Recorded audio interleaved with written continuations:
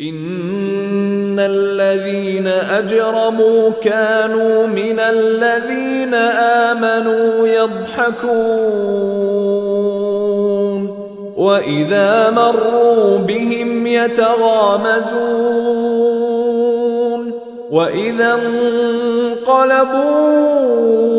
إلى أهلهم انقلبوا فكهين.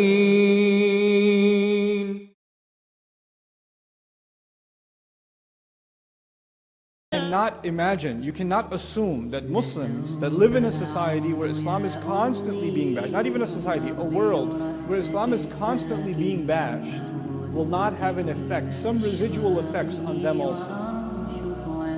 It will. It has an effect on us. It impacts us. So our youth have already like a little bit contamination in their views of Islam, because they're mixed in with what others say about Islam and what they've come to learn themselves from the deen of themselves. And a lot of times the real foundation isn't there to begin with. Then they go to college. And when they go to college, they already felt bad about looking Muslim, being weird, being different, being the guy that's being criticized all the time. And then they end up in Philosophy 101. And they end up in Anthropology 101. And they end up in Middle Eastern Studies 101. And you know what happens in those courses, right? You know what happens in those college courses? Basically now this youth, let me tell you what's going on. This youth who felt bad about Islam this whole time, they didn't feel confident in the faith to begin with, and it was something they were almost embarrassed about. Now they have some philosophical arguments in their hands that justifies, well, yeah, I'm not that interested in Islam anymore because, you know, how do we really know if God exists? I took a course about whether God exists or not, and there are all these arguments.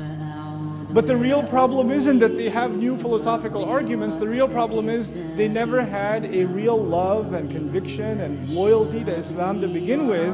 These courses only made it easy for you to make an excuse. Hide behind the facade of an intellectual excuse. That's all it is. But they're being equipped with those excuses. We haven't equipped our own youth intellectually. Our Islamic schools should not be there to protect children from the world of kufr. Our Islamic schools are supposed to be, this is what you're going to find them saying about Allah's deen, and this is how we respond. So when you go out there, you're not there to answer their questions. You become the people that follow the nation of Ibrahim alayhi salam. He's not asked questions, he's the one asking the questions. He's not shaken about his faith, he makes other people shaken about their false beliefs. It's the other way around. Our entire approach to Islamic education has become entirely defensive. There's too much fitna out there. We need to shield our children and hide them from what's going on outside.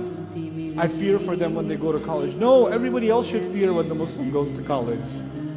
It should be the other way around. We should be the carriers of confidence. That's what it should be. It needs an entire rethinking on our part on how Islamic education is conducted.